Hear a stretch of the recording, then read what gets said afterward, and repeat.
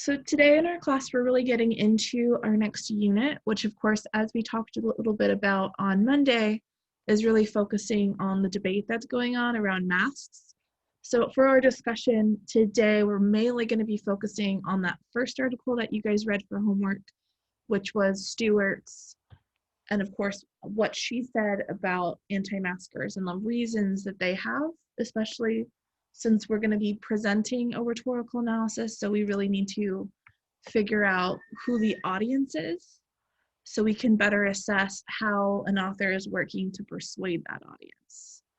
So I get one. What did you guys think of Stewart's article? See, Olegario in the chat said, love Stewart. Any thoughts about that article so far? Impressions before we get into it? Was it a pretty interesting read? What do you think? It was interesting. Cool. So in terms of what we're going to be going over today with Stewart is we're going to really talk about what it means to prepare to write a rhetorical analysis for identifying that audience before we start to kind of break down the reasonings that Stewart presents and how essentially we're assessing that in terms of how it works for the specific audience. I thought it was really interesting to hear the reasons for anti-maskers. Definitely, it's kind of hard with this debate to find articles that talk about them without necessarily like kind of lambasting them or presenting them like in a solely negative light. So I hope you guys enjoyed it. So in getting started, before we get to really breaking down and analyzing Stewart's article, we are reading this article in order to help identify that audience. Because of course, for rhetorical analysis, we really need to know where the target audience is coming from, why they believe what they believe and the reasonings, and of course, what works in order to try to persuade them. So as we're looking and analyzing an argument, we can better assess like how it's being created for that audience or how it is effective or ineffective at persuading that audience. So in terms of how we're looking at Stewart, we really want to focus on identifying that perspective of anti-maskers. So specifically understanding what they believe, what their reasonings are, especially as we're trying to figure out the types of claims we need to be looking for and brainstorming the types of claims that might be more effective at persuading them. We want to think about how can an argument specifically counter those claims and what are the best ways specifically to appeal to that audience to make them more likely to agree or even just understand the opposition's points, which I feel like Stewart addresses pretty nicely in her article. So that is our goal for today in terms of figuring all of those things out about anti-maskers so that as we kind of move forward with our rhetorical analysis, we can have that in mind and have like a game plan. So is there any questions about this in terms of what we're looking at or specifically with this, anything else you guys would want to add? That we feel like we should maybe consider about the audience, or even more specifically, the audience of anti-maskers?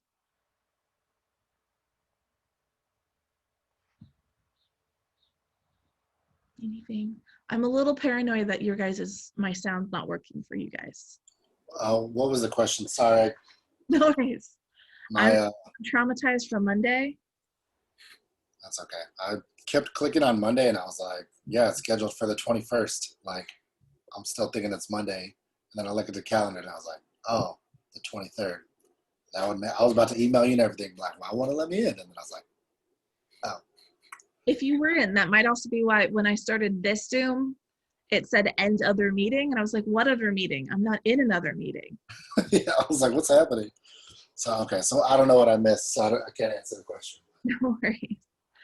So for the question, we're really in preparing to write a rhetorical analysis and that looking at the article, we really need to figure out the audience. right? Who that target audience is and what it is they believe, their reasons, how an argument can counter that reasoning, and how, or like what would be the best way to appeal to them. So if there's anything else that we would want to kind of consider, any other questions we'd want to answer, especially if we think about the audience that we're focusing on, specifically being anti-maskers. I'd like to say something on the topic. Yeah, of course. Like the article claims, for most of the times when you're trying to argue with people, they will always disagree no matter what point. And especially if you're being very harsh on them, they will get defensive and they'll start firing back. Yeah. In one point of the article, I have it up here, I think it's page 3, it was saying you need to be a bit more sensitive. You need to listen to what they're saying and actually talk it out with them rather than fight them on it. Otherwise, you won't make any ground or get anywhere. And I've had that experience with many writings that I've done in the past. So yeah. That's really what we want to look for. We want to think about, especially when we think of written arguments where you're not necessarily having a conversation with somebody, which can be easier, especially based on that example from the text Alex identified. So like for this, we really want to think about how should an argument be organized to better persuade the audience. Because of course, especially if we think about written arguments, it's a lot harder in order to kind of get them to understand than it is within a conversation with somebody. So as Rochelle added, so understanding both sides of the issue viewpoint, because ultimately everyone has their own opinions and mindsets. That's very true. So we would want to consider, as we're looking at this article, so based on what Stewart is presenting about the anti-maskers perspective, what should a writer do in order to make it clear that he or she understands both sides so that they are going to be more likely to engage with that conversation, with the argument that they're reading? Because of course, if it starts off with being really negative towards their views, what would that audience probably do? Just in writing styles, I would think that you would want to write a counterclaim, but then back up why that counterclaim is false, so you can kind of get the talking aspect into the paragraph, I would think. So like to pull them in with, I know this is like the point that you're making, and then counter it. Yeah. Yeah, so organizationally, that's when we're going to be getting into our discussion next week about specific strategies that can be used. So the one Alex just described really well is what we call prolepsis, which, have you guys ever heard of the strategy prolepsis? I've never actually heard that name for it before, but I know the strategy. Yeah, so there's actually a name for it. So it's prolepsis. So that is when you create that counterclaim. So it does exactly what Alex and Rochelle are talking about. So it acknowledges the opposition and says like, hey, you're right to have this concern, or I know you feel this way, before presenting the counterclaim in terms of why they should consider something else. So it's a really good strategy that should be used more in argumentative writing, especially. I feel like it's not utilized enough, primarily because it's a really good way of getting the audience on that writer's side. And it's a good way for the author to show that they understand where other people are coming from. This is a strategy which we'll talk about, and we'll look at more examples next week. Stewart actually uses it in her article, I believe once, it might be twice. But this works as a primary appeal to ethos. Because if we think about this argument in general that we're talking about, trust and credibility is at the root of a lot of the reasons that are presented within Stewart's article. So as somebody presenting the argument, like they need to establish that in order to even begin to sway the audience to their side. Yeah, so we're going to look at that organization. Anything else come to mind that we kind of can focus on as we're brainstorming and when we're learning about this target audience? Or anything else we should focus on?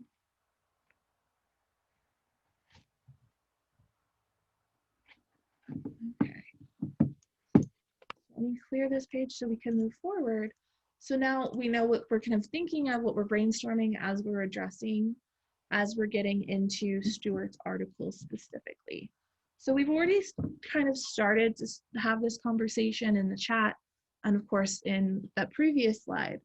But before we start delving in and analyzing it, I wanted to give you guys a chance to really kind of reflect on that and have a little mini conversation in terms of what stood out to you guys about Stuart's article, and of course your observations about what she presented and how she presented it, or your thoughts about the ideas that were addressed, or even criticisms if you have any. And you can do that in the chat. You can unmute yourself if you would like. It's like, what are your thoughts? Like, what stood out to you guys about Stuart's article? Anti-maskers explain themselves.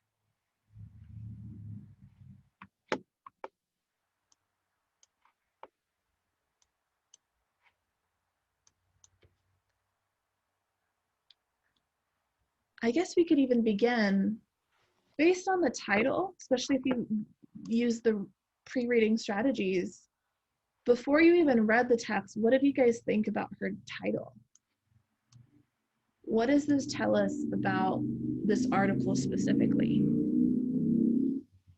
That it's going to give a lot of examples as to why the anti-maskers do what they do. Yeah, that main root being the verb. So we know if we think about the writing type, it has mainly examples. So this would be more of an example of expository writing. So really focusing on explaining. When you see like explain themselves, like it's kind of them like defending themselves or like that type of thing, because like, yeah. So if you think of them defending themselves, it's like allowing them to have an opinion and having their voice. Yeah.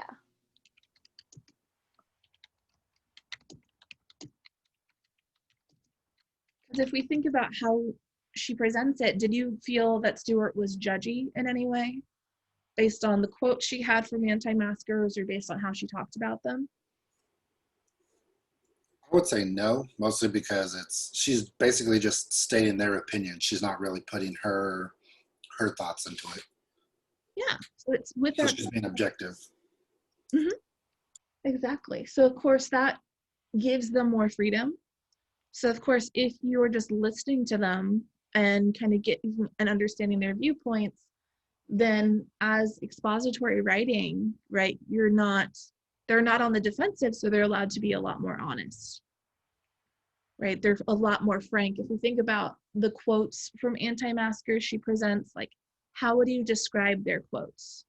And like maybe the tone of them.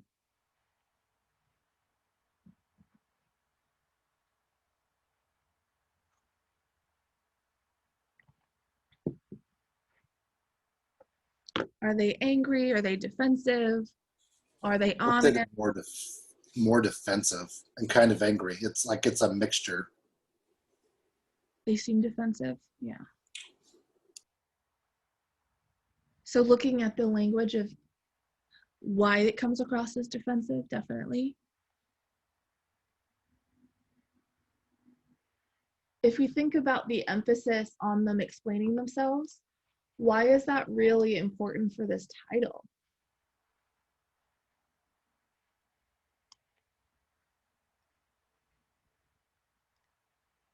Because it could have been why anti-maskers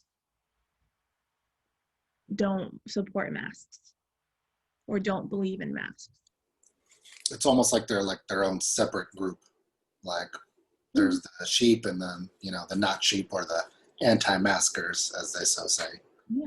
So it's presenting, right? They're presenting like their own side, their own group, and she's not presenting reasons for them, essentially. It's about having actual quotes for themselves and not being explained pre-away by somebody else who has a different opinion. Yeah, or like has bias, so then they explain it in a specific way. Because if we think about their tone being defensive, right, they may be defensive for that specific reason because of how other people have reacted. Any other observations or thoughts or even criticisms about the article?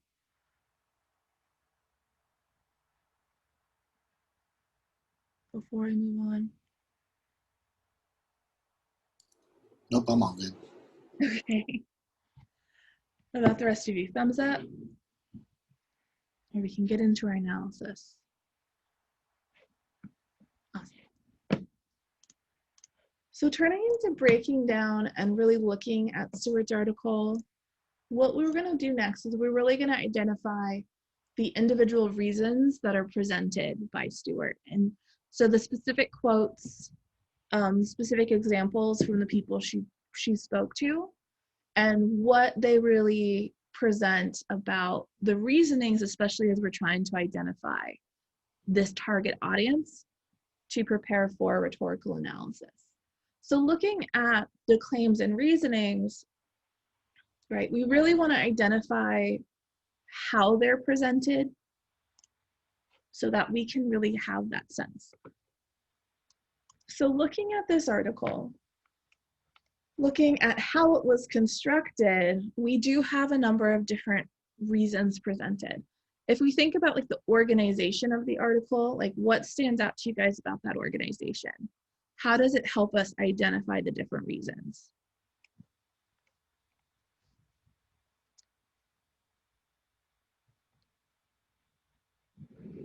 What do you guys think?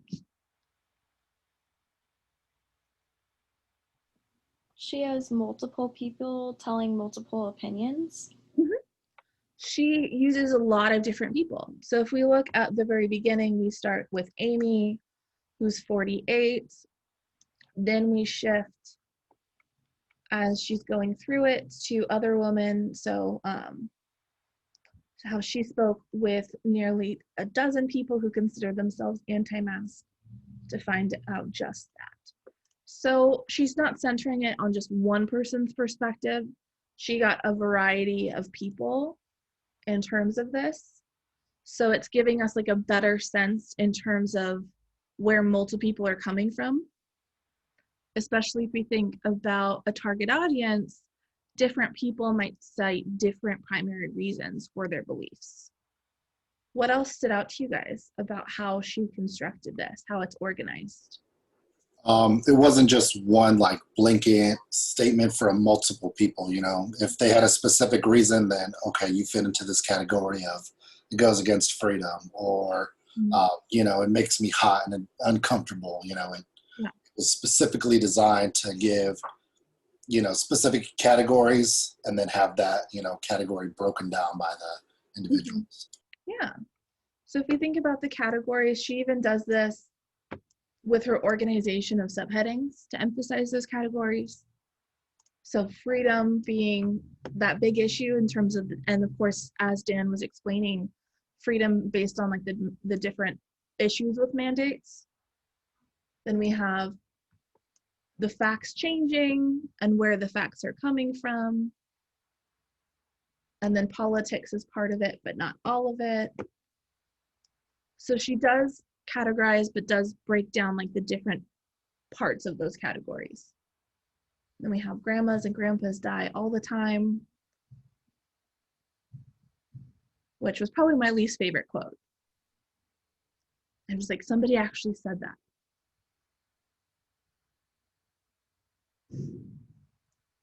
So in terms of breaking this down, which we can look at the language or not, we really want to identify those parts.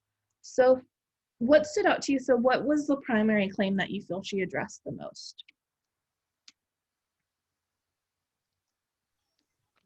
I felt she definitely addressed the anti-maskers' point of view. Definitely. I mean, I would have liked to see more viewpoints on what the mask people. I don't know how to say that. Maskers. Pro-maskers? I would have liked to have seen more pro-maskers just to see how they compared next to one another. Mhm. So we could say more pro-maskers, made it more strong in terms of expository writing to really get both sides of that.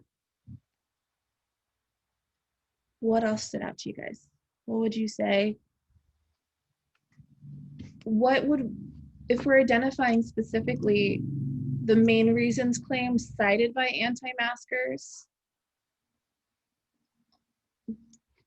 how can we paraphrase those claims?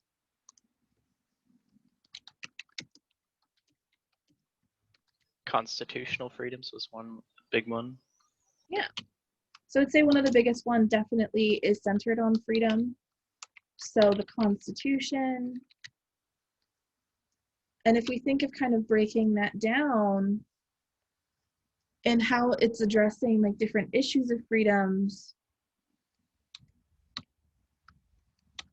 she even more kind of breaks down how the different anti-maskers have different reasons cited in terms of freedom or what their issue is with it kind of impeding their freedom, I guess they would say. So they really cite specifically 3 issues with that constitutional freedom.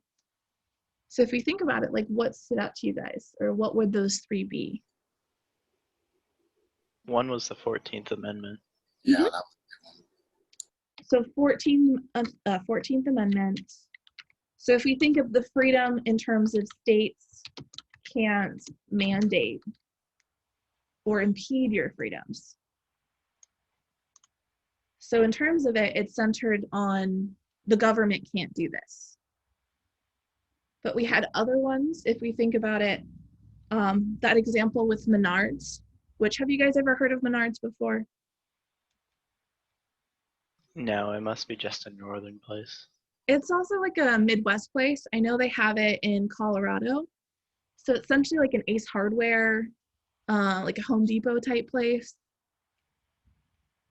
So if we think about it, it's centered on businesses mandating different things and how they feel that it's not constitutional for a business to mandate and say that they can or cannot do something. That's funny because that goes into a whole nother argument because those are a little bit different. Yeah, it's very different, especially because businesses are separate from states. So we have that example of Menards. I know there was a video from Costco. Did you see the Costco guy? There's too many videos nowadays to Yeah. keep them all straight. where the guy's like getting ready to check out and he's like, "You can't do this. I have freedom. I'm an American." And the guy's like, "Yeah, well, you also own a membership and you need to bounce." Yeah, and the Costco guy was like very calm, cool, collected about it. But he was basically like, well, we're a company, like we're legally allowed to create our own policies. This Yeah. idea, this comparison between like individual freedom versus businesses and their rights. So Costco was like a big one. I want to say that one was pretty local. I think that video was somewhere in California. There was the Stater Bros, or not the Stater Bros, but the Trader Joe's that Oh, opened okay. near LA. And that lady, the women that are breastfeeding in public to like cover them, their babies with a blanket. So she's like, so if you think a mask is hot, like imagine how a blanket feels. Or tell them to go breastfeed in a bathroom. Because even there's different places that women are not able to breastfeed in public. So it's shamed, even though it's like a natural thing. So it cracks me up that those people that are saying my body, my choice are the same people that are like telling other people they don't have a choice what to do with their body. Mm-hmm.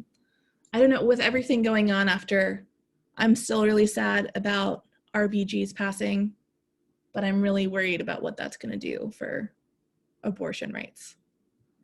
I know that's a tangent, but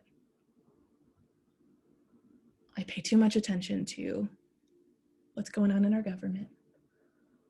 But we can see, so in terms of breathing, that's where they're getting like those fake medical cards Because of course a doctor doesn't give you a card. If anything, it would be like a doctor's note.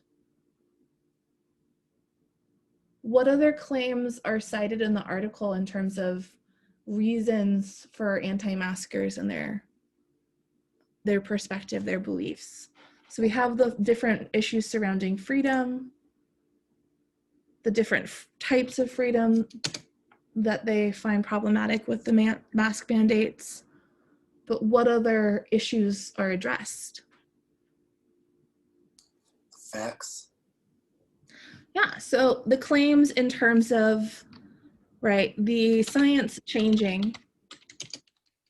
So the science keeps changing, and we could group that in with they don't trust where the information is coming from. We could argue that that information isn't trustworthy, could be separate when we think about breaking that down in terms of information based on the media versus information based on science.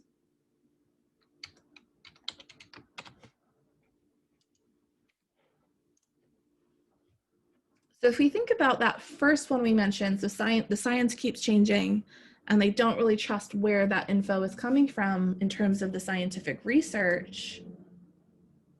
What are your thoughts on that?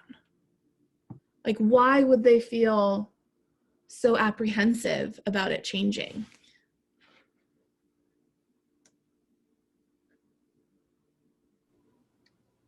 I think they just use it as like a way to like prove their point or justify what they think, because I mean science changes every day, and like I mean yeah, it's a little bit like even me when I see it changing all the time, it's kind of annoying, and I'm like, what, they just told us this, but then I also understand that like we didn't know anything about this, so of course they're gonna learn more.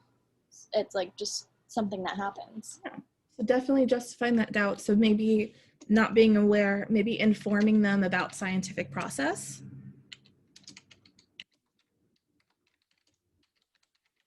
So just as Jaden was explaining, making them aware of that with science, like they start with a hypothesis, but then as the science changes, your theories have to change. You don't get it right the first time, and of course, especially when you have coronavirus, which is a virus that we haven't dealt with at this scale before. Even when we had SARS and we had MERS a couple years ago, like it didn't have the same infection rate. Do you guys remember those outbreaks? Yeah. Mostly West Nile, honestly. Even West Nile, right? So informing them about the process, and of course making it clear that you can't compare viruses to other cases. Because I remember when West Nile was like really big in the media, I was like terrified. Ebola as well. So make it clear in terms of the differences between these diseases, and just informing people about the scientific process. Especially if we think about everything going on with the vaccine right now. As much as I want a vaccine, I want it done right. And I'm really terrified of it being rushed and then having a bunch of really bad side effects.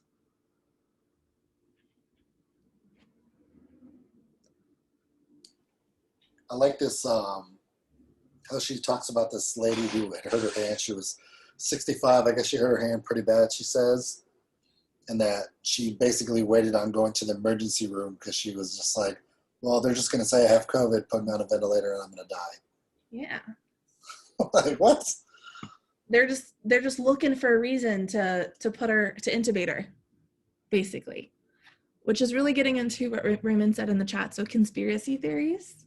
So if we think about like the claims, I would put that into like a different category, into what Stewart is noting about their reasonings.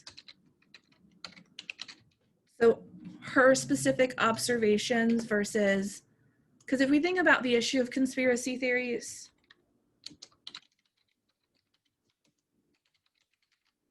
Right? A lot of people who believe them aren't even conscious that they're agreeing with the conspiracy theory because it's mainly focusing for, in most cases, on just misinformation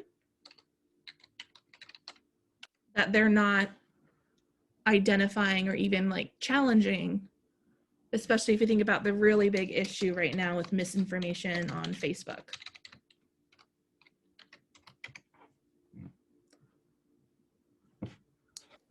One of the big, like, I feel like misinformation things is the death, like the death count, like what it's actually at. There's so many disagreements about that. Yeah. So misinformation, so the death count, that is a really big one. So I know even my dad said it a couple weeks ago, just like, no, less people have died because they really just died from the pre-existing conditions. And I'm just like, well, that might be true, but they wouldn't have died at this moment if they didn't have coronavirus. My dad's a big fan of conspiracy theories. It's one of the big challenges in my life, especially at the holidays. I mean, they can be fun too, but for the It most can be fun. I get a big kick out of like flat earthers. I think it's hilarious. There's something that I've heard. I don't know if you guys have heard this, but that they've been double counting cases. I don't know if that's true or not. It's because there's no way for us to validate it. So definitely in terms of the death count being it's being undercounted versus overcounted versus incorrectly counted. Because we have to acknowledge, like, as a society, there is no way for us as citizens to know for sure because we don't have access to that data. I was reading some interesting articles that they were counting numbers of positives, even if it was a false positive, and so that was a big issue on whether that. So it's all comes down to really what you want to believe in. So it's really interesting. Definitely.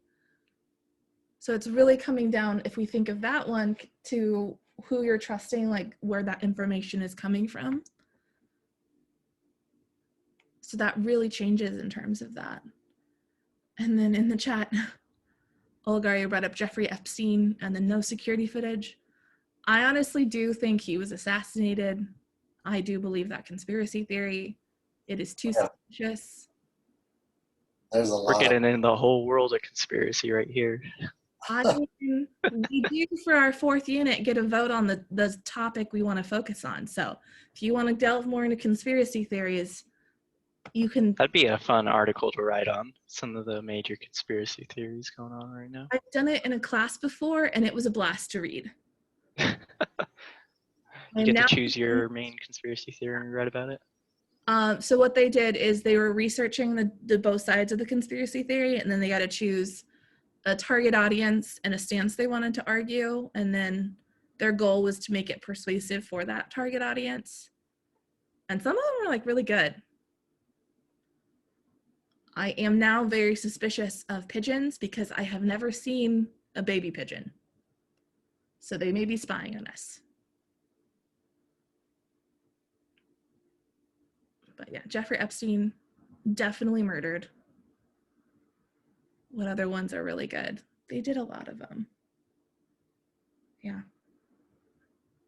There's a lot of options to conspiracies if we think of like vaccinations, like the example we talked about on Monday, conspiracies surrounding government, conspiracies surrounding pop culture.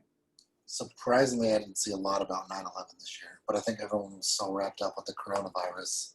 But every time 9/11 comes around, like there comes a whole new slew of theories, and it blows my mind. What was scary is I did have a few students in my class who were kind of convinced that 9/11 was a hoax. I was like, that's because you weren't alive yet. They were really born after 9/11. It was terrifying for me. I've never felt so old. Which I think, is anyone in this class? Pearl Harbor is a hoax. Pearl Harbor was a hoax. It was set up by our government. Give a thumbs up if you were not alive during 9/11. So you have one thumbs up? Just one? Few? Okay.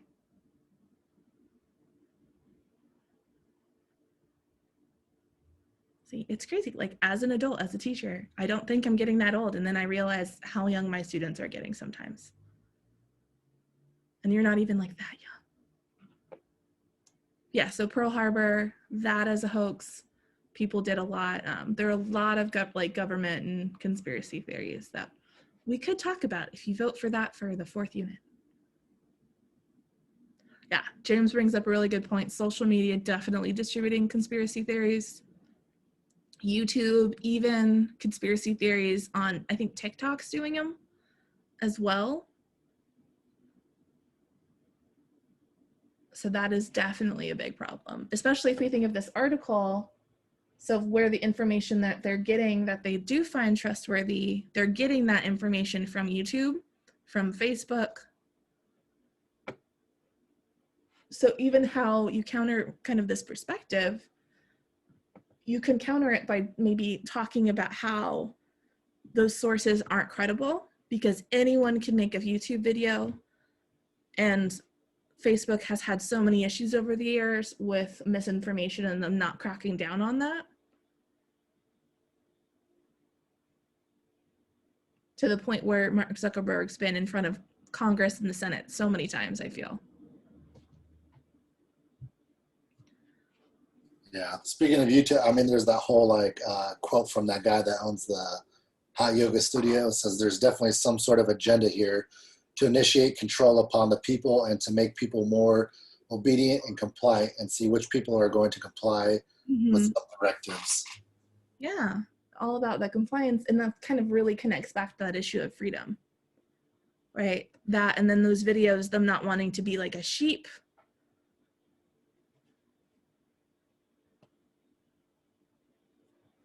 What other claims does specifically Stewart present about the reasons for anti-maskers? Or for anti-maskers specifically believing?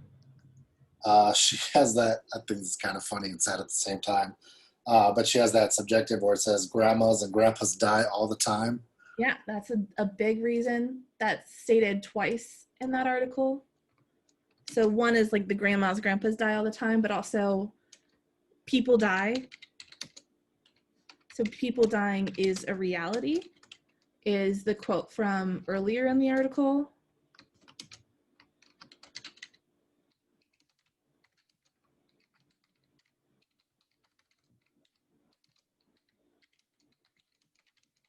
So in terms of not that one, not centered on the science or even their rights, but more of, well, it doesn't really affect me, people die.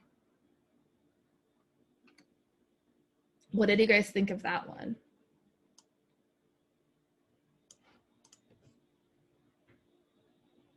Any thoughts about it? Or especially if you think of like, how can we counter that one? Because it's true, people die. Grandmas and grandpas die. So how can we counter that point surrounding coronavirus? Not only grandpas and grandmas are dying, there's like, I don't know a lot of the information on COVID, but I know there's still younger people dying. Yeah. And not all of them have like health conditions. Some the majority of them do, but I've seen articles about people who were perfectly healthy and they still got really sick from it.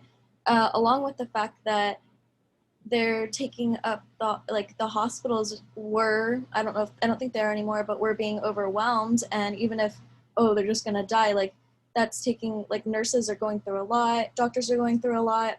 The amount of them dying right then or now, it was like causing a problem within the healthcare industry. Mm-hmm. And it still is, depending on the state and even the city you live in. Because I know like here in Southern California, like we're doing better, but there are still hospitals in other countries, well, not other countries, other states that are full in terms of capacity.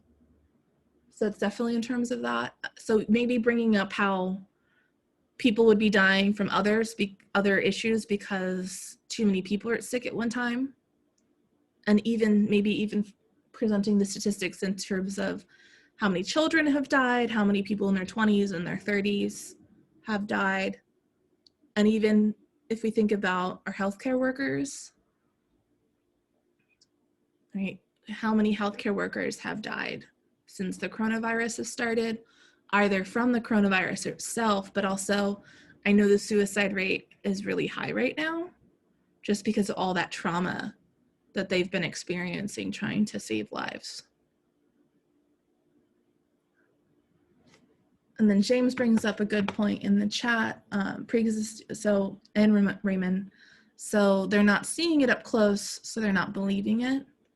So the really question, like, how can we paint that picture that it's really happening if it hasn't occurred to somebody who's close to them?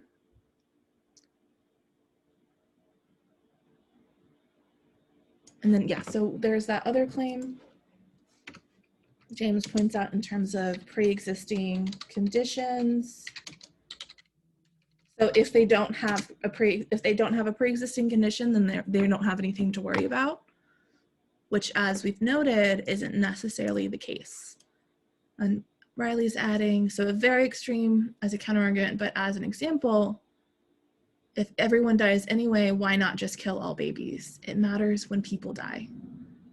I mean, that is exactly the point of Jonathan Swift's A Modest Proposal. Have you guys read that?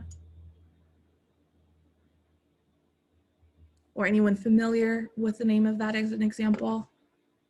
So Riley has. So I really recommend reading it because it's an interesting read as arguments go. So that falls into the satire category.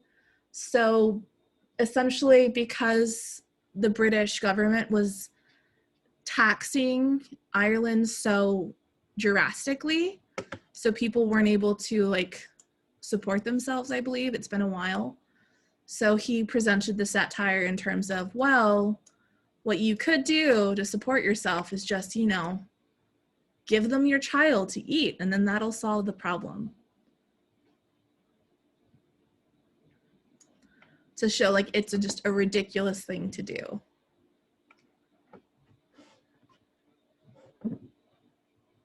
So if people are dying in reality, so it's like, yeah, just sacrifice grandma and grandpa. I don't remember if it was in this article or not, but it was something people were saying like, well, I don't know anybody who's died from it. I don't know anybody's got sick from it. So how do I know it really exists? Like, it's part of it. I know there's that one representative who's mentioned in Florida, which I thought was really interesting because he's actually part of our government, who is saying, well, I know a lot of people in nursing homes are dying from it, but I don't really know anyone in nursing homes. And then she presented the statistic of how many people in his district that he represented live in a nursing home. Sounds like a swell guy. I mean, November is coming up. I think that's the issue too, is we're starting to see these photos, you know, Nancy Pelosi, the governor of New York got caught. He was outside without a mask. Like, so now we're starting to see all these political figures that, you know, want us to wear a mask and it's mandated, but they don't do it. So it's like, okay, well, you know what I mean? We're the same. Yeah, you may be a political figure, but at the end of the day, we're humans. If you don't wear a mask, I'm not wearing one. So I'm starting to see a lot of that trend too. Yeah. Or even with political figures, I think the big difference, even they are getting tested all the time. Whereas for like people like us, it's really hard to get tested. Also, a lot of celebrities at first were like telling everyone it's not that hard, wear a mask, stay inside, and then now all of them are going to parties and not wearing a mask and kind of like just we're on the bandwagon for a month.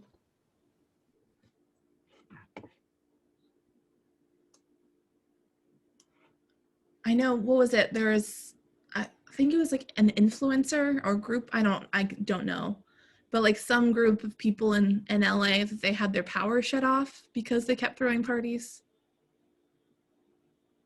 Or even the colleges that there was a fraternity last spring that got in trouble for literally throwing a COVID party. And then a bunch of people got COVID. James brings up, is it a cultural issue and overall negative attitudes towards old people? I mean, that's really interesting. So if we think about for anti-maskers, right, are they like devaluing older people? Like as a culture, like do we do that? I mean, within like the culture of the U.S., you know what I mean? Like, Mhm. not very many. If you go to a lot of countries, not very many places have retirement homes and other things like that. Like, it gets to that point where they, you know, they can't live on their own. Like, you take care of them, you know, until they're gone. Like, and you have that respect. But now it's to that point where like, oh, you're a senior citizen. Like, hurry up and get off the road. Like, thanks for walking super slow. You know what I mean? Like, everyone's in such a rush, you know, and Like, yeah, especially like die in already. You know, it's just like, a lot of damn. Asian cultures, like or even yeah, there's so many cultures where when your parents get old, like they live with you and you take care of them. And then we have a lot of nursing homes Yeah, in comparison. it's kind of sad. Like my Filipino friend, like he forgot to tell his grandma thank you one time when she made him dinner. And so the next day, like he came home from work and he's like, "Oh, grandma, what's for dinner?" And she's like, "You can't say thank you. I can't cook." I was like, "Damn, okay." Well, like my Filipino grandparents lived with like, well, my aunt until they passed away. So it's like my yes, and yet my white grandmother on my mom's side, she was in a nursing home. So definitely like there are cultural differences.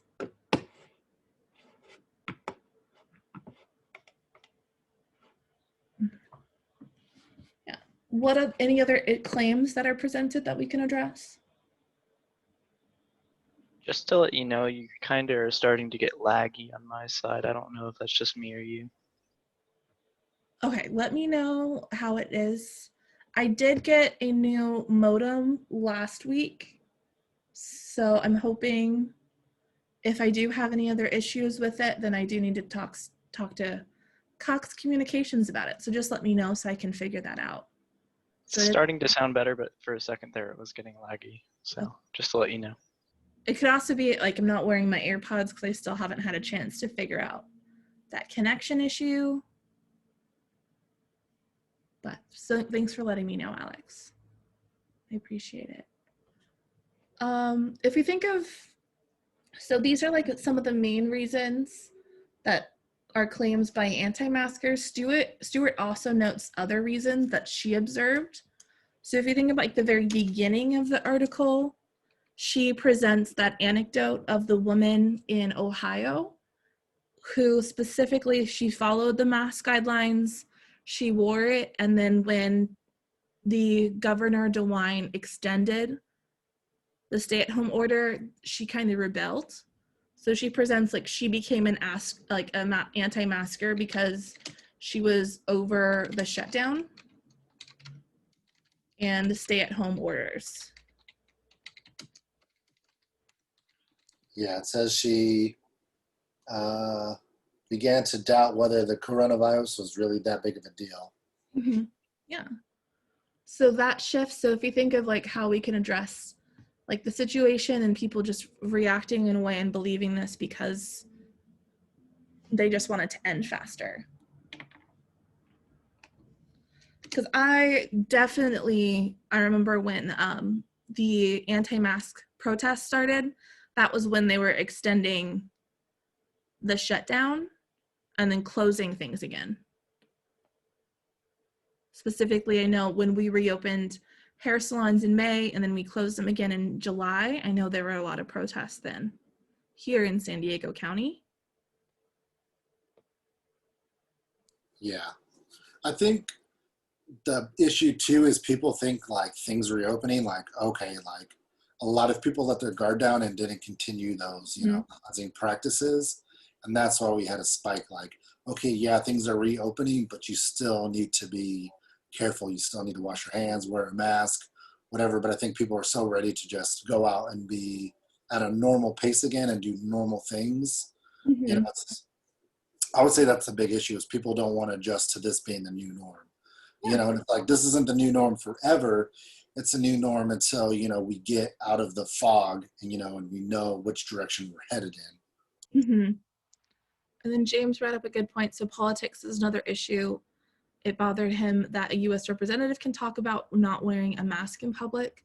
So we can definitely say another reasoning is political, because of course wearing a mask has become very politicized within our country, especially if we think about Trump and his rallies. If we think about like the very beginning of the pandemic, when he was telling people not to wear a mask, and then he himself was never pictured wearing a mask for a really long time, I think. Even when Mike Pence would visit, I know there's been really bad outbreaks in meatpacking plants, and Pence was visiting one and like strategically did not wear a mask when they were doing press coverage. So if our politics can't decide, and there's like two different things we're hearing from politicians, then that makes it really hard for people to know like what they should follow or who they should believe.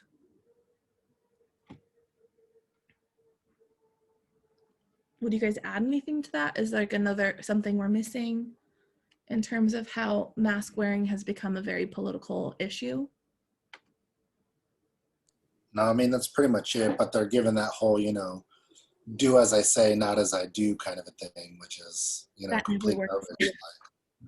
It kills me. It kills me that, they're just like, you need to wear a mask. Okay, granted, yeah, they're getting tested all the time, but okay, in between that testing, what if you caught it? Mm-hmm.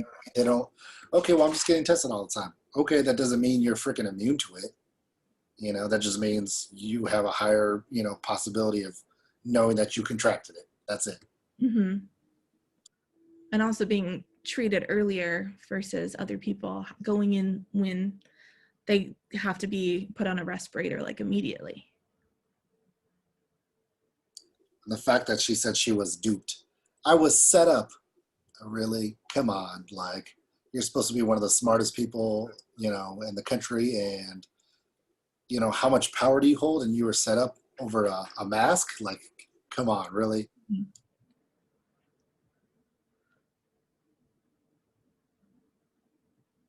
Sometimes, like, even when I'm just like walking to get my mail, I feel guilty if I'm not wearing a mask. It's like, what if I run into my neighbor?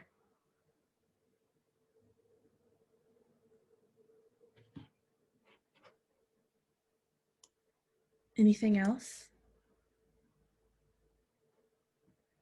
Oh yeah, the interview on HBO, yes. That was a very interesting interview.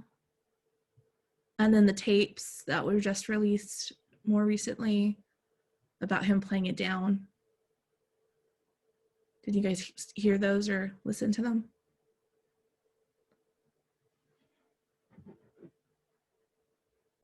No, I haven't seen them yet. He was on tape with a reporter, like admitting that he knew how serious it was, and that he liked playing it down. He still wants to play it down. So I'm pretty sure Biden has taken that little clip and is using it in political ads. Oh, I think I did see something about that. My thing too is like, okay, maybe he downplayed it too much, but at the same time, like, how many people panic? You know what I mean? Like, look at all the panic shopping we had at the beginning. Like, if things weren't downplayed slightly, like, you know what I mean? How much worse could it have been? So it's one of those, two sides to every story. Like, yes, it needs to be a little more serious, but you know what I mean? You have to be careful of how much you downplay it, but at the same time, you need to for that instance. You know what I mean? Like, people are freaking buying mass amounts of toilet paper. It's a respiratory disease. Like, what did you think was going to happen that you need that much toilet? I get you're going to be stuck at home, but come on, like. And then the soup aisle, like all the food was gone. Yeah. I still, to this day, have not been able to spy or find like Lysol wipes in a store. You got to get there early. I mean, I guess. Literally, so like, I was at Sam's Club. We would get them, and they'd be out on the store, like, and we'd have like our senior hours, and some of them would get bought. But I mean, if you weren't to the store by 10:30, they were gone. Yeah. Same thing with the Lysol spray, just gone. No, my parents definitely panic bought.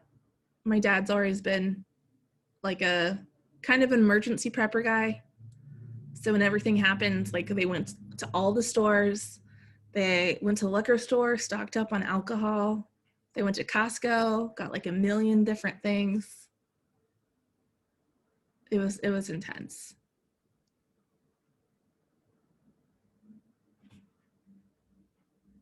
And then people stocking up on ammo.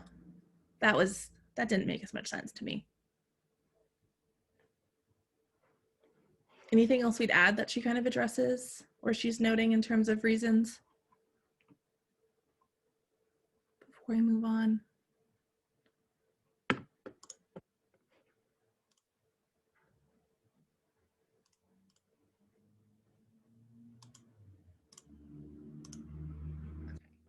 So moving towards kind of our getting further into our analysis, what we're going to do is we're going to take a minute to do small group, kind of similar to how we did a couple weeks ago in terms of identifying and starting to analyze how Stuart presented these individual ideas. So since we only have about 50 minutes left, would you guys rather do it just like maybe as a class, or we can do the small groups? We could model it either way. What would work best for you guys? Since we won't have time to get through all of them. So groups, okay. So what we're gonna do in terms of it, since we have, now we're getting 2 groups, 2 classes. Actually, let me do this. You could do a thumbs down, thumbs up vote. That is actually great advice. It's so much better because I was like, I can do a poll, but then that takes me time to create it. So if you do want to do it as a full class, thumbs up. If you want to do groups, thumbs down.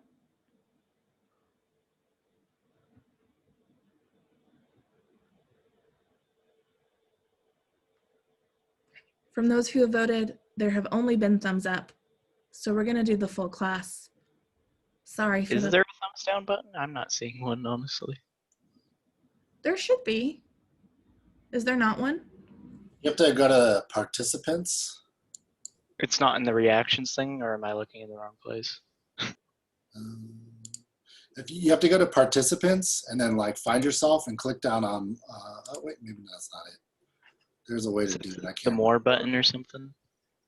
Yeah, I think it was that. No, that's the rename. There's a way to do it. Damn, I forgot. I sound like a dork. I forgot too, so. There's also a way to do like facial, like emoji reactions somewhere.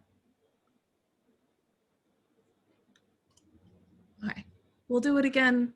Maybe it's the way it's set up. I don't know. Maybe. It could also be like the versions individual people have.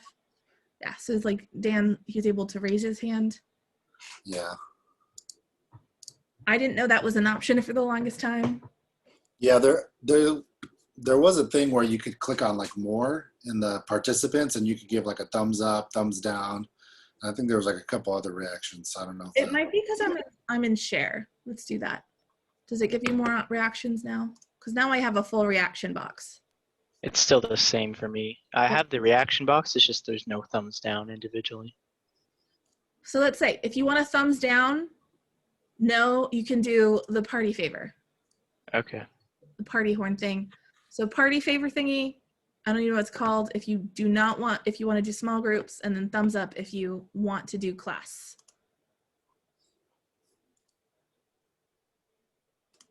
So we still have majority being thumbs up. So we're going to do the full class. Let me share my screen again so we can look at it. This is an example. There should definitely be a thumbs down option. If there's a clap option, there should be a thumbs down option.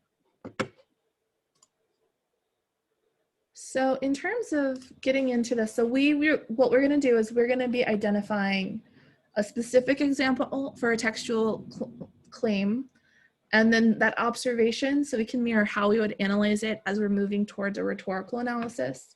So choosing that passage is the first and foremost thing we want to focus on before we can get into how we can analyze the relevance of it, the word choices, the phrasing choices, the structure of the passage, depending on how long it is, and then the connections or concepts that we're using in the class, so like connections to rhetoric that we would be talking about. So first of all, like for this, we would need to kind of narrow down which claim or which part of the article we want to focus on. So which one are you guys most interested in for this example?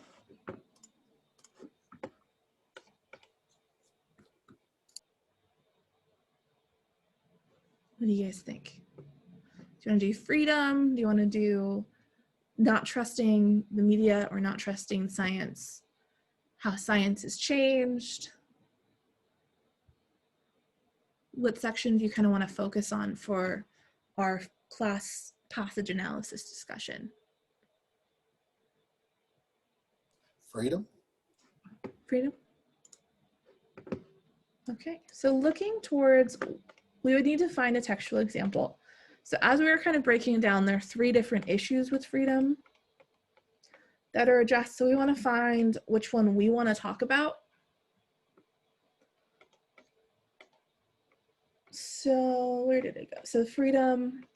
So we're looking for a quote. So looking at this section, which quote, what do you guys want? Do you want a quote where Stewart is addressing this issue, or we can choose a quote in terms of somebody like Gina who is presenting that anti-masker perspective? So we want to narrow it down, like which one we're going to be focusing on.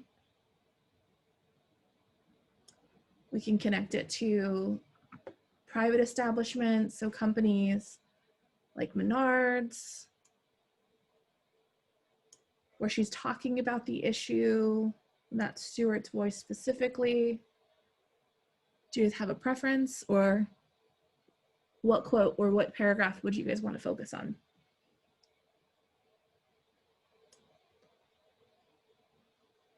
I would say either maybe towards like the business or towards the one about the 14th Amendment.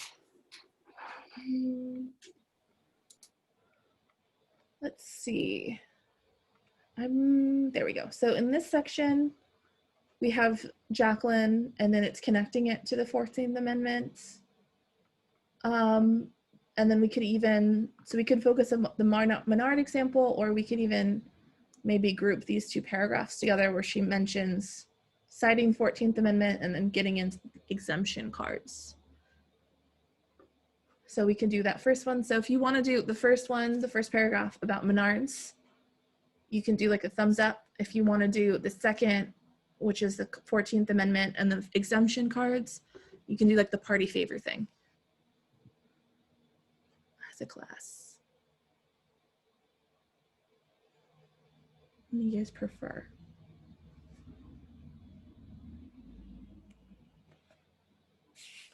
Or what were the choices again? It was thumbs up for the Menard, Menard, for the 14th. party favor for the 14th Amendment, and fake cards, since those ones are kind of short. So we've had 3 people vote. No, now more. 1, 2, 3. Okay, I'm pretty sure it's hard because like they don't stay up. I'm pretty sure I saw more for the first one, but it was very close. So when we're taking this first quote, that's the one we're going to be focusing on. So now we kind of really need to focus on how we're going to analyze it. So looking at it and figuring out the observation, the connection that we want to really highlight in our analysis of this quote. So if we were to read it, it'd be, when I spoke with Jacqueline, who lives in Wyoming, she was upset over the mask requirement at her local Menards. She'd been to the home improvement store, sans mask, twice in recent days. The first time she was allowed to make her purchase despite ignoring the rules, but the second time she had no such luck. She was asked to leave the store after a physical altercation ensued. Jacqueline says a worker pushed her. The store says she rammed someone with a cart, and management called the police to file a report. She's now banned from the store. They don't have to ban me because I'll never go back again, Jacqueline said. She told me she'll go to Home Depot instead. It also appears to require masks for customers. So what stands out to you guys about that section? What observation can we focus on as we're analyzing it? Both sides have accusations against each other. Yeah, so both sides have accusations. So it's kind of, if we think of it with it, it's that like he said, she said scenario.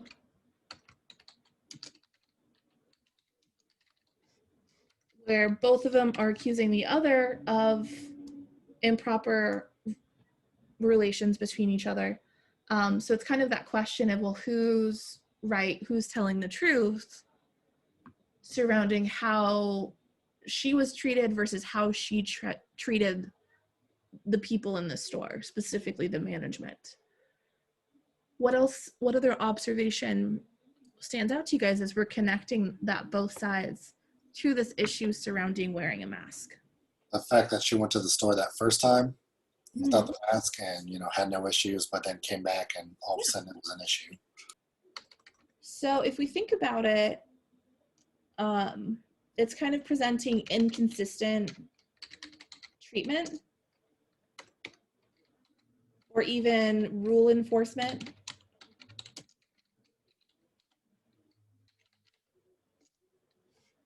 Now that I type that, enforcement definitely begins with an E. Yeah. Any other observations that we can emphasize?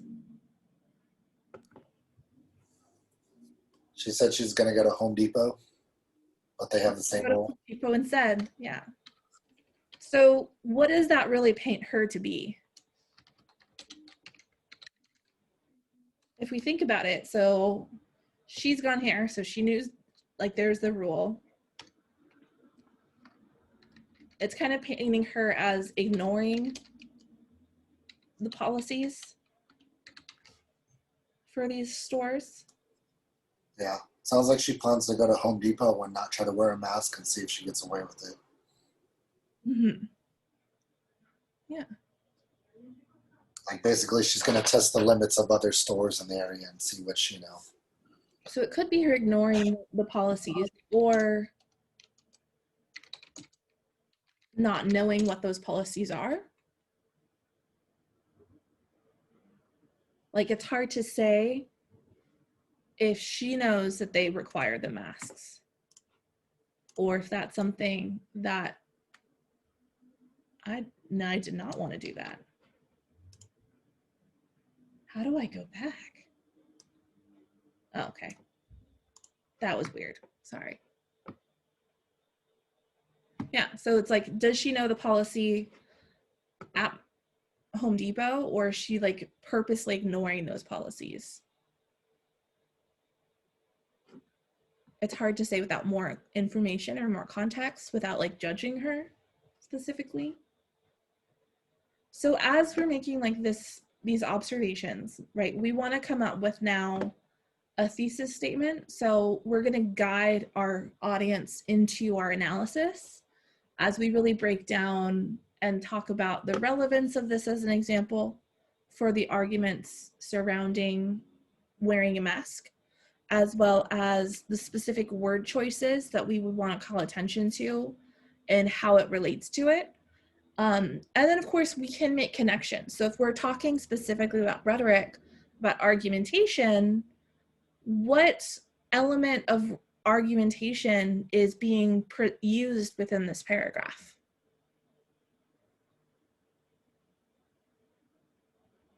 Do we have the argument itself? Do we have a claim that's being addressed, evidence or strategies?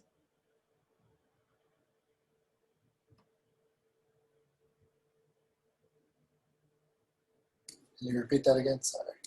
So what element of argument can we connect to this paragraph? So in this paragraph, is it presenting an argument about this topic? Is it presenting like a claim? Is it presenting evidence, or is it using strategies to appeal to an audience?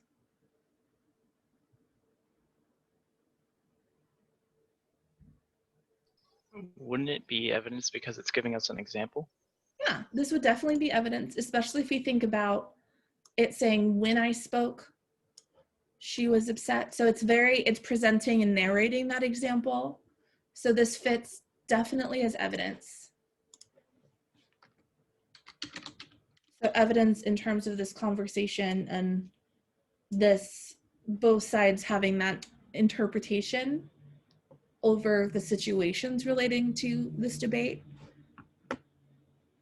So for our thesis statement and how we would want to present to an audience how it is we're going to talk about this quote, talk about this passage, we would want to indicate or introduce what it is we're going to be talking about. So we could present the thesis. So Stuart presents Jacqueline's experience at a Menards to illustrate, and then what would I want to emphasize it's illustrating?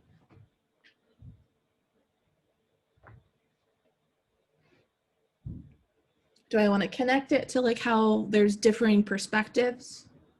Do I want to connect it to specifically the issue of inconsistent treatment or inconsistent rule enforcement and how I'm discussing this example?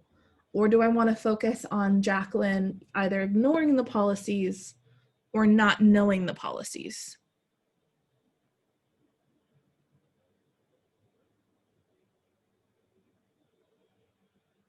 So we want to guide into like what it is specifically we're going to focus on for analyzing this one example.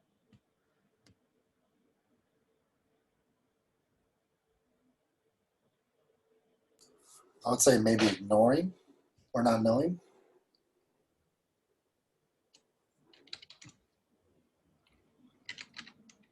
So we can say, illustrate how anti-maskers ignore or don't know store policies. So we can emphasize that. Sorry, I really don't like how it's in terms of the text. It makes it hard to read.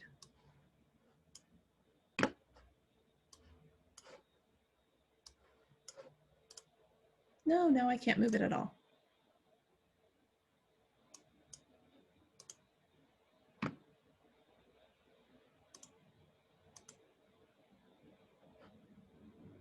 All right, we can kind of read that. Sorry about that.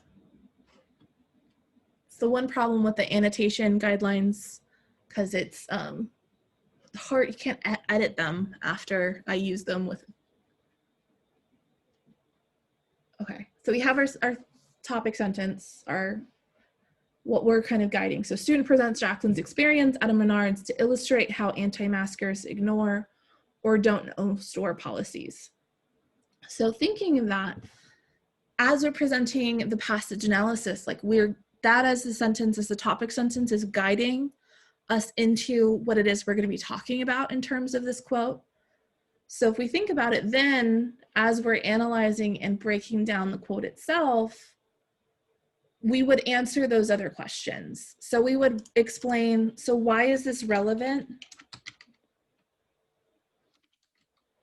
for this conversation surrounding wearing a mask? So how can we connect this? Like, what would we emphasize in terms of the relevance of this evidence? Like, why do you guys think this evidence is important? Especially in terms of showing how anti-maskers ignore or either don't know store policies.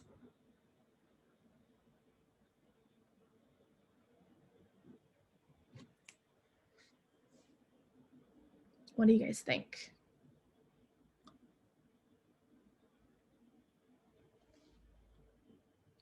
I think it shows that it just shows how little that the anti-maskers actually know about how private property works versus public property and what they can and cannot do in certain areas. Yeah. Because store, that's their place. That's like going to somebody's home and then being asked to leave, basically. So they have all those rights versus not knowing what these rights are, basically, for the anti-maskers. Yeah. So really emphasizing how not even just like anti-maskers, but we could even say society in general needs to learn the rights of private companies and private property. Yeah, you could definitely say that, because nobody truly knows how that really works. Like, it wasn't too long ago, actually, that we had it was the public businesses that didn't want to do,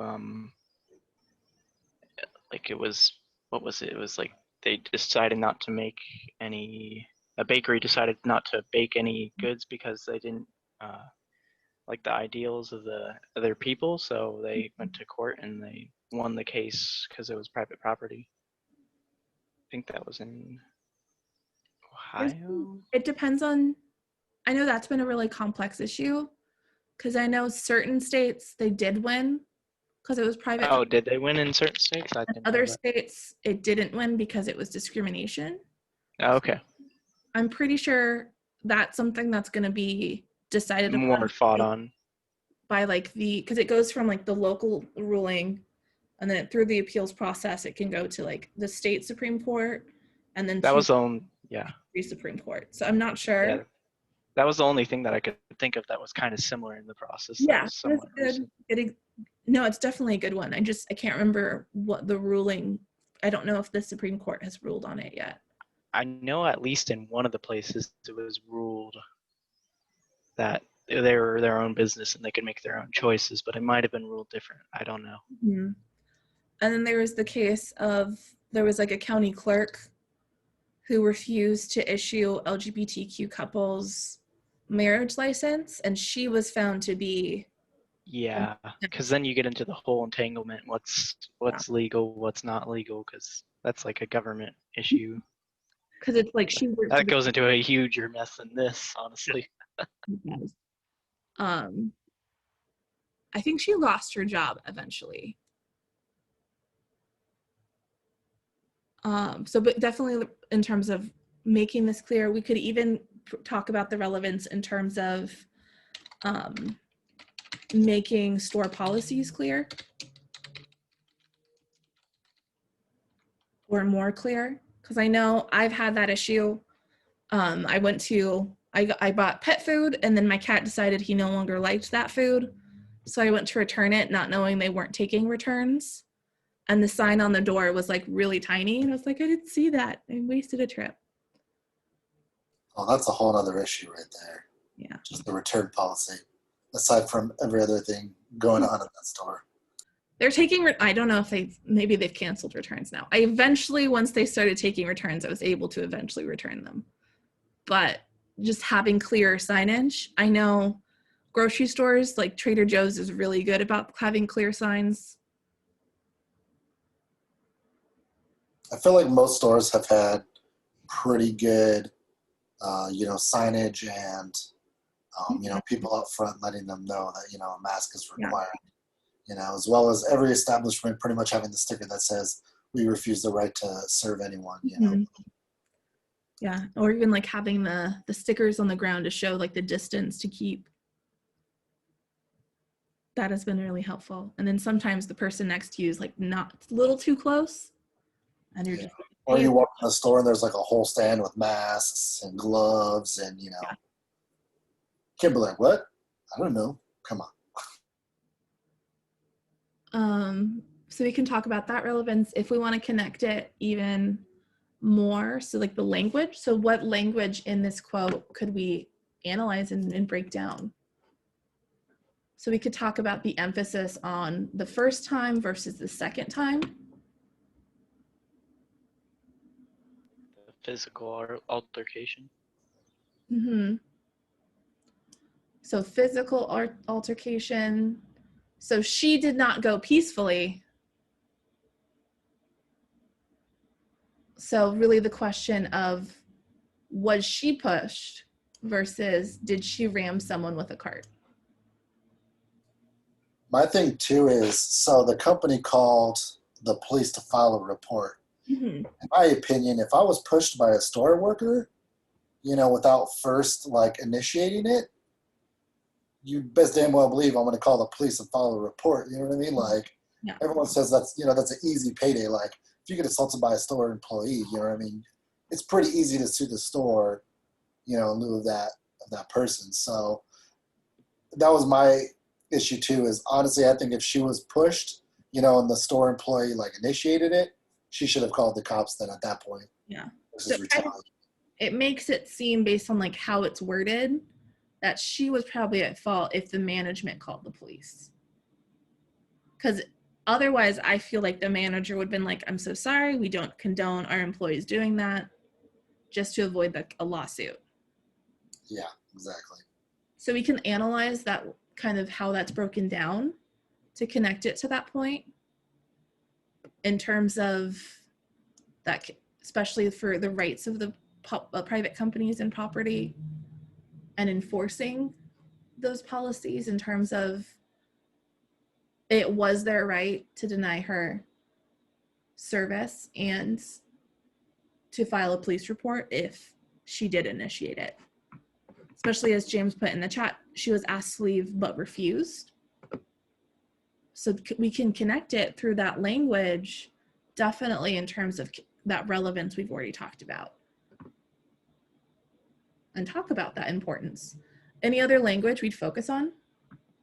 I was gonna say too, she doesn't sound sincere because she says they don't have to ban me. I'll never go back again. Like that sounds like somebody who is definitely in the wrong. Mm-hmm. Like, okay, try to ban me. I'm not coming back. Okay, well you're already banned, so good luck with that. And then already saying she'll go to Home Depot instead. So like having a backup plan. So if we think about it, it kind of paints her as more defensive and angry about the situation.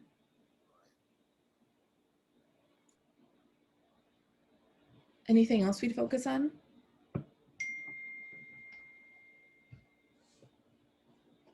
So we can see how within our analysis, so we would talk about these different things, how if she'd been there twice, she should have known the policy, but she went the second time knowing what the policy was. She just thought she could get away with it. And then focusing on that altercation.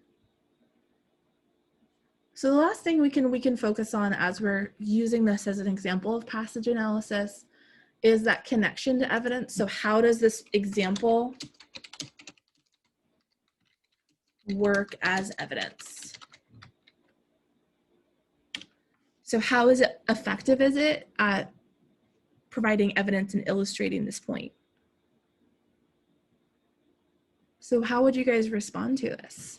How does it work as evidence? Is it effective or ineffective? I think it can be effective, but it might not be that effective just because it's so wish-washy and you don't know exactly what happened. So it's kind of hard to use it as like, oh, this is evidence, but I mean, there's always that side where you don't really know. Yeah, so it could be more definitive in making it stronger. Because of course, Jaden brings up that good point. It's a little wish-washy, like we don't want to like judge her specifically, so we don't know we weren't there. So if, for instance, you were to use this as evidence, if you had video footage that you're referencing to show what happened, that would make it stronger and make it more effective. What else? Any other thoughts about that? Or any other kind of perspective of how it works as evidence or its effectiveness or ineffectiveness?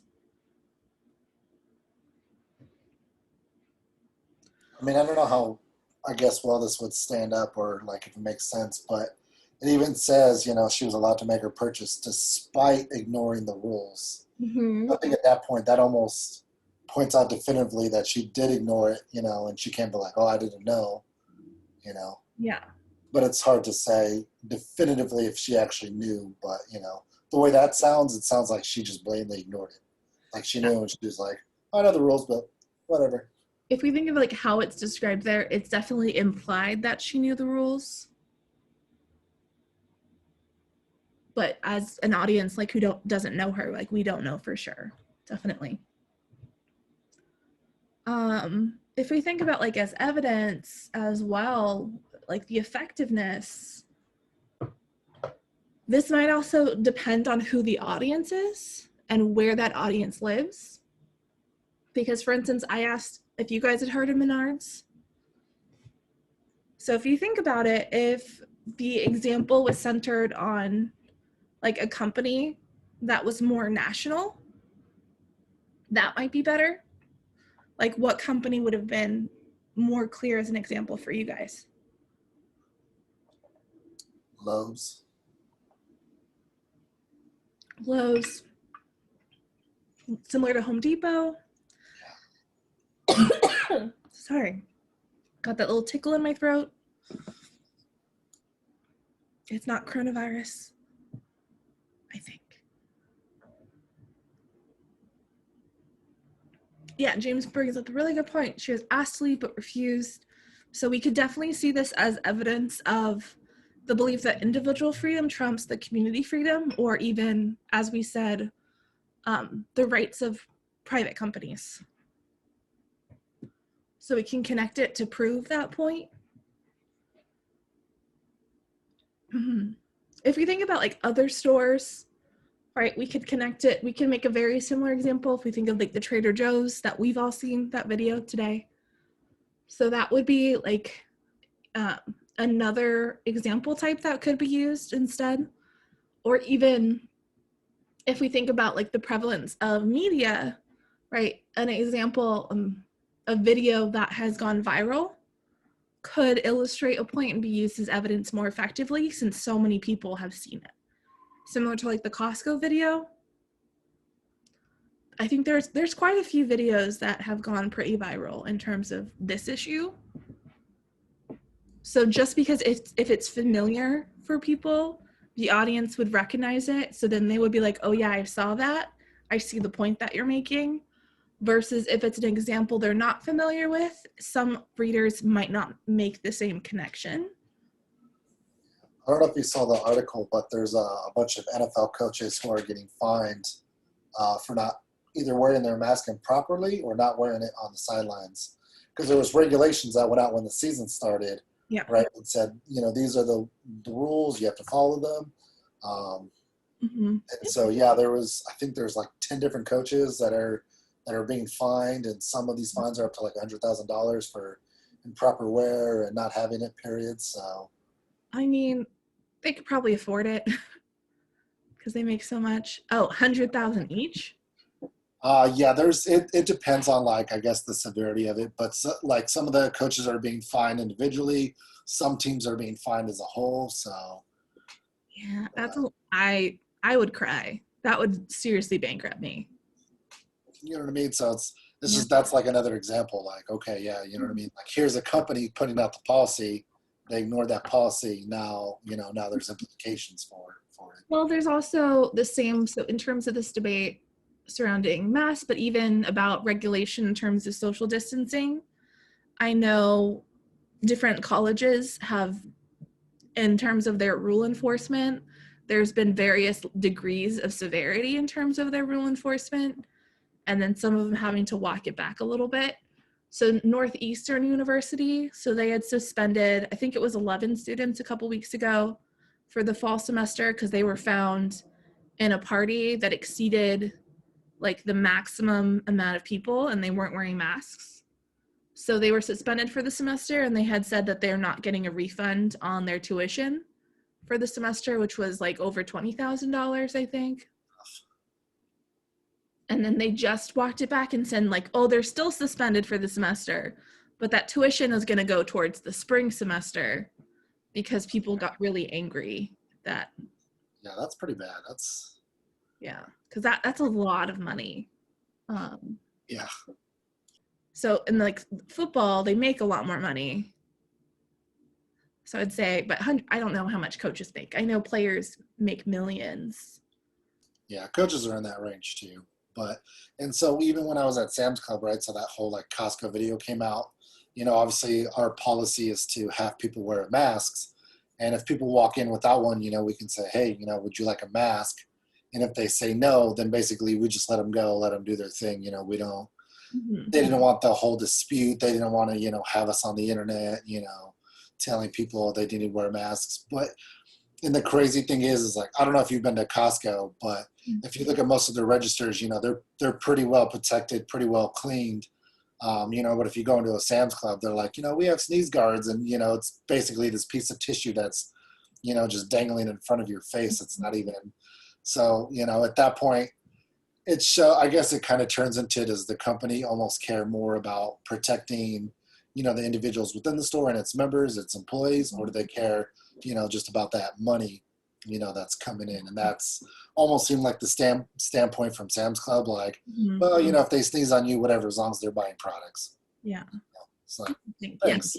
I've been to a Sam's Club. I've been to Costco, and they're like, they have a full thing. They have like the lines clearly marked. Like they're more secure than some of these banks I've seen. Yeah, and then I know I was describing. I went to my local Target before you're like when you're checking out. They clean the what's it called, like the Little self checkouts. well they'll like the self there's a something someone there, so like cleaning all the surfaces, cleaning like where you pay before you can go and self checkout. And then even if you're not doing self checkout, each of the cashiers was like wiping down like the rolling mat. I don't know the correct term for it. And then so they was wiping everything down before you pay, like even still, and they still have like the whole plexiglass partition separating them. And then I was talking to my mom in Colorado, and then while like at their Target, they have the plexiglass or the plastic partition, but they don't wipe the things down between each customer. So even like the same store, different policies in terms of how much they're cleaning. Yeah, definitely. Yeah. So any other thoughts in terms of how we break this down for passage analysis? Or any questions about it? Since as we get into rhetorical analysis, that is a skill that we're going to be working on, because of course that's a big part of rhetorical analysis, making our topic sentences clear, making the relevance really clear for that argument, and of course breaking down the language that's used to really make it to analyze it fully. So this is something that you're going to be doing in the homework assignment that's due on Monday, as we're getting into our next article that we're going to use for the rhetorical analysis. Only instead of kind of breaking it down the questions like this, you're going to be responding with a paragraph. So I can give you feedback at how you're analyzing as we prepare for our second paper. So if you have any questions about this, just let me know as we work on that. Just because I know a few of you guys have done rhetorical analysis, but not everybody, or maybe it hasn't been, it's been like a little bit since you have to write one. So moving forward, in that breakdown, now we want to consider kind of getting into this. So even though Stewart's is more of an expository piece of writing, she does address a lot of the different claims made by anti-maskers. So how well did you guys think she addressed their individual claims?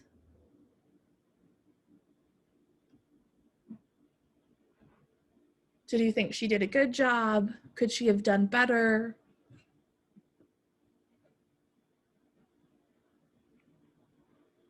What do you guys think? Or even if we want to get into that next question, so if an anti-masker were to read Stewart's article, would he, she, or they, like how would they respond? I definitely messed up that question when I wrote it. So how would he, she, or they react or respond?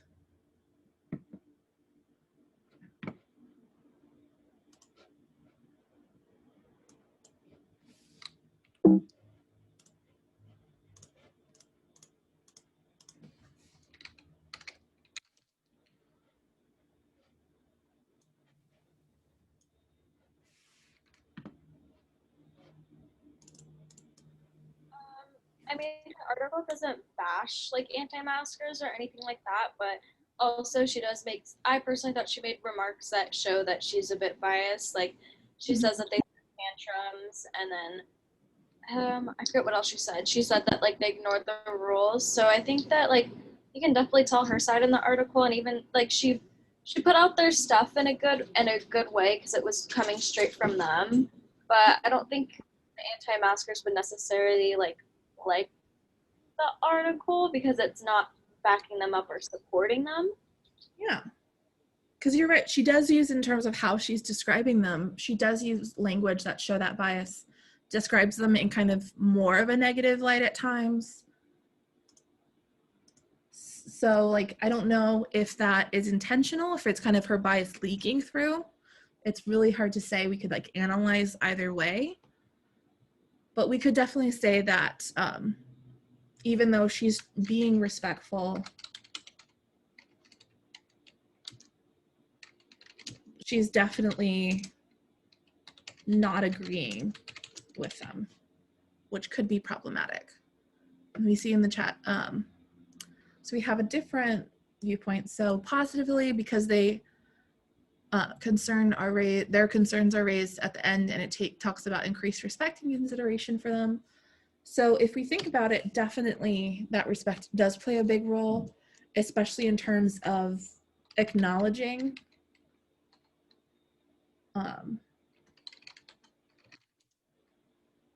their perspective. And I think the biggest thing for this, it's addressing how to have these conversations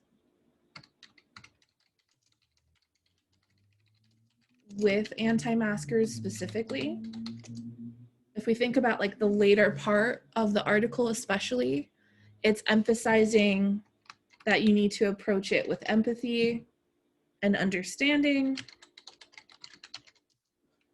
so that they don't shut down. I think the biggest example was that one anti-masker who messaged an epidemiologist, and that epidemiologist like listened to them before addressing the different concerns. So then that person was more understanding and willing to wear a mask in different places, even though they didn't necessarily agree that it was necessary. So addressing it in different ways so that they listen a little bit more. Anything else we'd add to that in terms of how they respond?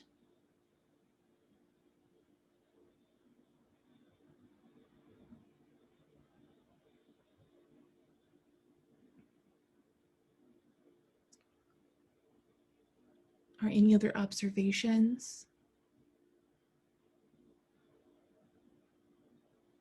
So thinking about this and like how Stewart's addressing, since Stewart her audience isn't necessarily anti-vaxxers. If anything, she's informing people who are pro-mask or anti-maskers. I just definitely said anti-vaxxers. They sound very similar. So as she's addressing it, more of like getting the audience to understand where anti-maskers are coming from so they can have that conversation about it. So as we're looking at moving more towards arguments,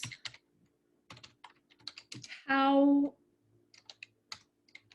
should a writer appeal to anti-maskers? If we're thinking about specifically the appeals, pathos, logos, and ethos, which are our main Aristotelian appeals, how should a writer think about making and appealing to those audience members in those three different ways? I know for ethos, we've already talked about prolepsis, so acknowledging their opinions before countering them. But what else should a writer do in order to appeal to this audience of anti-maskers in these different ways? What do you guys think?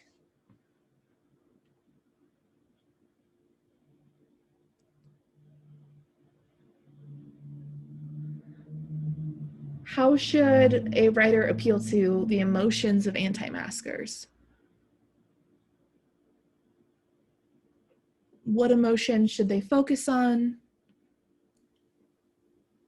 Talk about how they maybe been shamed by maskers. So if we think of relating to them, so relating to anti-maskers and maskers in terms of they're being shamed, like, well, you don't want to be shamed for being an anti-masker. Well, I don't want to be shamed for being pro-mask.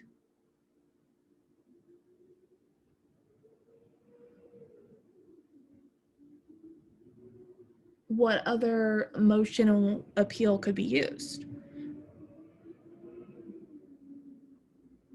Especially if you think about the different reasons that were presented in Stewart's.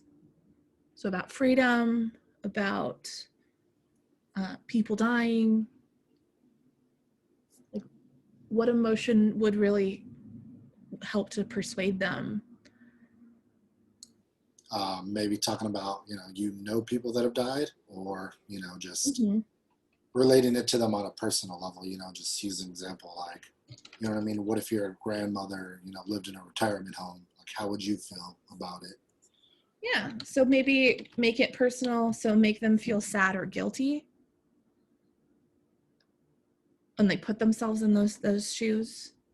That can be really effective. What about logos? So how should a writer appeal to the logic of anti-maskers?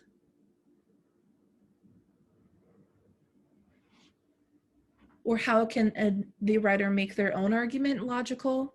So it'd be more likely for the anti-masker to like understand and then maybe agree with the points that are being made.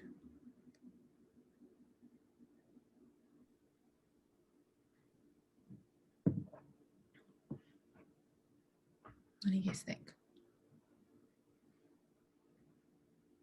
How should a writer appeal to logos? Give them some of the science that has been proven true in the past. Yeah, so really emphasize like the science that's been proven true. So if anything, even like making a comparison.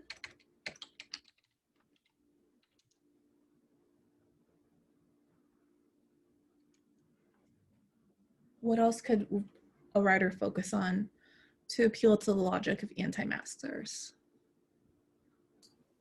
I guess maybe like show them, like an actual like freedom being taken away. Mm-hmm. That makes sense. Like you're saying you're losing a freedom, but, and you can show multiple countries where, they don't have a choice in anything they do. Yeah, so show them what losing freedom really means. So comparing it to another country, the one that comes to mind for me is always North Korea. Just because I know there's mandates surrounding like even the different hairstyles you can have. They have to be like approved by the government.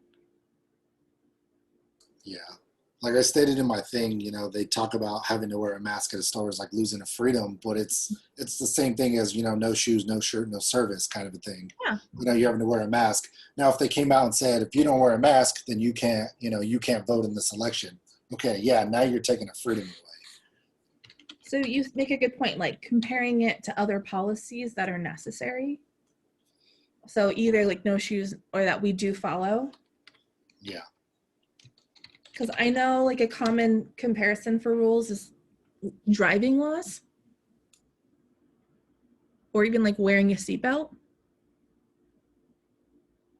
Because technically that you could argue that that's a freedom because wearing a seatbelt, not always comfortable. Right. Like I said, I think it's just because this is like still so new, Mm-hmm. Our seatbelts have been around for a while now. Some people are like, oh, okay, like it is what it is. But Mm-hmm. people always want to fight it in the beginning and then, just eventually kind of, coincide with it. What's crazy for me about seatbelts as a comparison is in different states do have more lax seatbelt laws. Yeah, that's weird. Today. Because I know when my parents lived in Ohio, watching the news, they were talking about a really tragic accident where like the passengers were thrown. And I was like, well, why weren't they wearing seatbelts? And my mom told me just like, Well, passengers don't have to in this state. My mind was just blown. Yeah, like Texas has some weird laws about seats in the back of the truck. Hmm. And obviously if your car was made without seatbelts, you don't have to have them installed. So there's Yeah. a lot of weird stuff out there about seatbelts.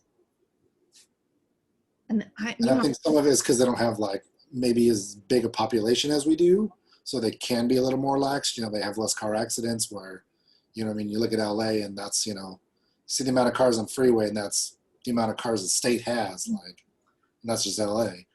But you're more likely, I feel, to have deadlier accidents in the Midwest because they have like the drop off at the side of the road. Yeah, I don't know. It's hard to say. It's really hard to say. But so comparing it to those different rules, that could maybe make a logical appeal. So it's something we're going to be paying attention to as we're getting into that other article. So we are just about out of time.